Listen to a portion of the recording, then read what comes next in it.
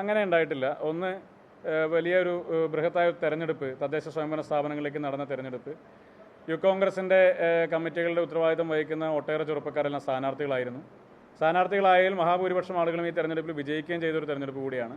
29ഓളം വരുന്ന തദ്ദേശ സ്വയംഭരണ സ്ഥാപനങ്ങളിലെ പ്രസിഡന്റും വൈസ് പ്രസിഡന്റും പദവിയിൽ നിന്ന് യൂത്ത് കോൺഗ്രസ്സുകാർ ഇരിക്കുകയാണ്. അതോടൊപ്പം തന്നെ വിവിധ സ്റ്റാൻഡിംഗ് കമ്മിറ്റികളുടെയും ഭാഗമായി അവരൊക്കെ കടന്നു വരുന്ന ഘട്ടമാണ്. ഇപ്പോൾ പ്രസിഡന്റ് തെരഞ്ഞെടുപ്പ് കഴിഞ്ഞു. അതോടൊപ്പം തന്നെ 5, 6, 7 തീയതികളിലാണ് സ്റ്റാൻഡിംഗ് കമ്മിറ്റി തെരഞ്ഞെടുപ്പുകളൊക്കെ നടക്കുന്നത്. ഇന്നലെയും ഇന്നുമായി നിയോജകമണ്ഡലം കമ്മിറ്റികളുടെ നേതൃത്വത്തിൽ തൊഴിലുറപ്പ് പദ്ധതി അട്ടിമറിച്ചതിനെതിരായി നരേന്ദ്രമോദിക്കെതിരായ അദ്ദേഹത്തിൻ്റെ കോലം കത്തിച്ചുകൊണ്ടുള്ള സമരങ്ങൾ നടക്കുന്നു. കഴിഞ്ഞ ദിവസങ്ങളായി യൂത്ത് കോൺഗ്രസിൻ്റെ നേതൃത്വത്തിൽ ശബരിമല സ്വർണ്ണക്കൊള്ളയും അതോടൊപ്പം തന്നെ തൊഴിലുറപ്പ് പദ്ധതി അട്ടിമറിച്ചതുമായി ബന്ധപ്പെട്ട മാർച്ച് നടക്കുന്നു. തിരുവനന്തപുരത്ത് SIT ഓഫീസിലേക്ക് യൂത്ത് കോൺഗ്രസ് ജില്ലാ കമ്മിറ്റിയുടെ മാർച്ച് 30-ാം തീയതിയാണ് നടന്നത്. നിങ്ങൾ ഓർക്കുന്നുണ്ടാകും, 30-ാം തീയതി ആ മാർച്ച് നടക്കുന്ന ഘട്ടത്തിലാണ് കടകംപള്ളി സുരേന്ദ്രനെയും അതോടൊപ്പം തന്നെ പ്രശാന്തിനെയും ചോദ്യം ചെയ്ത വാർത്ത പുറത്തു വരുന്നത്. ഞങ്ങൾ മാർച്ച് പ്രഖ്യാപിച്ചത് വെള്ളിയാഴ്ചയാണ്, ചോദ്യം ചെയ്തത് ശനിയാഴ്ചയാണ്, മാർച്ച് നടത്തുന്നത് പിന്നീട് തിങ്കളാഴ്ച മാർച്ച് നടത്തുമ്പോൾ മാത്രമാണ് ആ വാർത്ത പുറത്തു വരുന്നത്. അപ്പോൾ ഒരു ഈച്ച പോലും അറിയാതെയാണ് കടകംപള്ളി സുരേന്ദ്രനെയും പ്രശാന്തിനെയും ഒക്കെ ചോദ്യം ചെയ്തത്. അപ്പോൾ ചോദ്യം ചെയ്യണമെന്ന് ആവശ്യപ്പെട്ടുകൊണ്ടാണ് ഞങ്ങൾ മാർച്ച് അനൗൺസ് ചെയ്തത്. ഞങ്ങൾ മാർച്ച് അനൗൺസ് ചെയ്ത് മാർച്ച് അവിടേക്ക് എത്തുന്ന ഘട്ടത്തിൽ മാത്രമാണ് SITയുടെ ഒരു ക്രെഡിബിലിറ്റി ചോദ്യം ചെയ്യപ്പെടുമെന്നുള്ള ഘട്ടം വന്നപ്പോൾ മാത്രമാണ് കടകംപള്ളിയെയും പ്രശാന്തിനെയും അടക്കമുള്ള ആളുകളെ ചോദ്യം ചെയ്ത വാർത്ത മാധ്യമങ്ങൾക്ക് നൽകാൻ വേണ്ടി പോലും SIT ഉദ്യോഗസ്ഥന്മാർ തയ്യാറായത്. അതേ SIT തന്നെയാണ് കടകംപള്ളി വന്നത് ആരും അറിഞ്ഞില്ല, പ്രശാന്ത് വന്നത് ആരും അറിഞ്ഞില്ല, ചോദ്യം ചെയ്തതോ തിരിച്ചുപോയതോ ആരും അറിഞ്ഞില്ല. അതേ SITയിൽ നിന്ന് തന്നെയാണ് പിന്നീട് അടൂർ പ്രകാശിനെ ചോദ്യം ചെയ്യാൻ വേണ്ടി വിളിക്കുന്നു എന്നുള്ള വാർത്ത മാധ്യമങ്ങളിലൂടെ തന്നെ അദ്ദേഹം അറിയേണ്ടി വരുന്ന ഒരു ഘട്ടമുണ്ടായത്. അപ്പോൾ അതുമായി ബന്ധപ്പെട്ട സമരങ്ങൾ തിരുവനന്തപുരത്ത് നടന്നു. പാലക്കാട് ജില്ലാ യൂത്ത് കോൺഗ്രസ് കമ്മിറ്റിയുടെ നേതൃത്വത്തിൽ പോസ്റ്റ് ഓഫീസിലേക്ക്, ഹെഡ് പോസ്റ്റ് ഓഫീസിലേക്ക് തൊഴിലുറപ്പ് പദ്ധതിയുമായി ബന്ധപ്പെട്ട സമരം നടന്നു.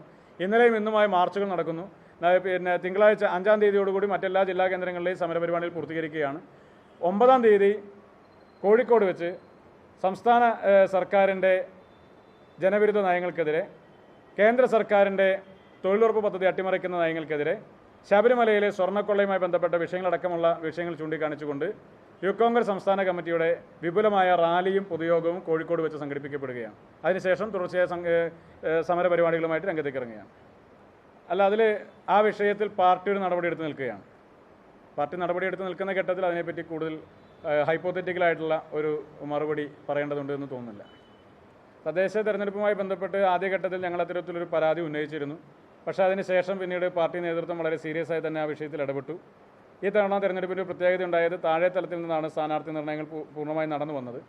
സ്വാഭാവികമായും അതുകൊണ്ട് ചെറിയ ചെറിയ പോരായ്മകൾ ശ്രദ്ധയിൽപ്പെട്ടപ്പോഴാണ് ഞങ്ങൾ പാർട്ടി നേതൃത്വത്തോട് ആവശ്യപ്പെടുകയും അത് തന്നെ പൊതുസമൂഹത്തോട് പറയുകയും ചെയ്തത്. പിന്നെ പാർട്ടിയുടെ റായ്പൂർ സമ്മേളനത്തിൽ എടുത്ത തീരുമാനം നടപ്പിലാക്കണമെന്നുള്ളതാണ് ഞങ്ങൾ ആവശ്യപ്പെട്ടിരുന്നത്. അതിൽ KPCC വളരെ എഫക്റ്റീവായി തന്നെ ഇടപെട്ടു.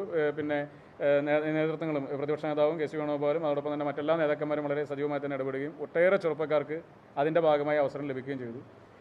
ലഭിച്ച സീറ്റുകളിൽ 85% സീറ്റുകളിലും യൂത്ത് കോൺഗ്രസ് ചെറുപ്പക്കാർ വിജയിക്കുകയും ചെയ്തു. പല ഇടതു കോട്ടകളും ഈ തെരഞ്ഞെടുപ്പിൽ തിരിച്ചു പിടിച്ചത് ചെറുപ്പക്കാരായ സ്ഥാനാർത്ഥികളെ സ്ഥാനാർത്ഥിയാക്കിയിട്ട് കൊണ്ട് തന്നെയാണ്. സ്വാഭാവികമായി കഴിഞ്ഞ ദിവസം പ്രതിപക്ഷ നേതാവിൻ്റെ ഉൾപ്പെടെ ഒരു പ്രസ്താവന നിങ്ങളൊക്കെ ശ്രദ്ധയിൽപ്പെട്ട് കാണും. ഈ തെരഞ്ഞെടുപ്പിൽ 50% സീറ്റുകളിൽ ചെറുപ്പക്കാരും സ്ത്രീകളും അടക്കം വരുന്ന പുതുമുഖങ്ങൾ സ്ഥാനാർത്ഥികളായി കടന്നു വരുമെന്നുള്ളതിനെ സംബന്ധിച്ചിട്ടാണ്. കഴിഞ്ഞ തെരഞ്ഞെടുപ്പിലും യൂത്ത് കോൺഗ്രസിന് കൃത്യമായ പ്രാതിനിധ്യം ഉറപ്പു നൽകാൻ പാർട്ടി ശ്രമിച്ചിട്ടുണ്ട്. സ്വാഭാവികമായി ഞങ്ങളെല്ലാവരും പ്രതീക്ഷിക്കുന്നത് ഈ തെരഞ്ഞെടുപ്പിലും ചെറുപ്പക്കാരായിട്ടുള്ള നേതാക്കന്മാരും യുവാക്കളും അതോടൊപ്പം തന്നെ കഴിഞ്ഞ കാലഘട്ടങ്ങളിൽ ഈ പ്രസ്ഥാനത്തിന് വേണ്ടി നിരന്തരമായി ശബ്ദിക്കുകയും അധ്വാനിക്കുകയും ചെയ്തിട്ടുള്ള, എന്നാൽ അവസരങ്ങൾ കിട്ടാതെ പോയിട്ടുള്ള ഒട്ടേറെ ആളുകളുണ്ട്.